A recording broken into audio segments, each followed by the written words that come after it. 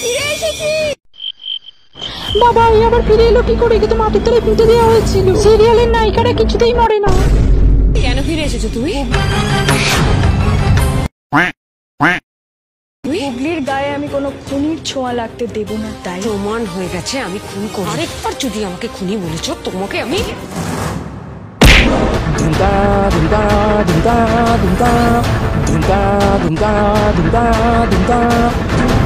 রেগে গিয়ে ভুল করে ডান হাতের বদলে বাঁ হাত তুলে ফেলেছি।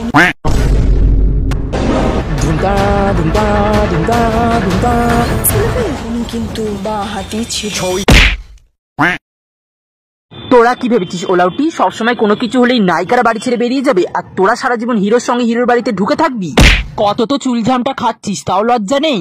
তুই বোধহয় আমাকে চিনিস না। আমার নাম তেঁতুল পাল, না মানে মিতুল পাল।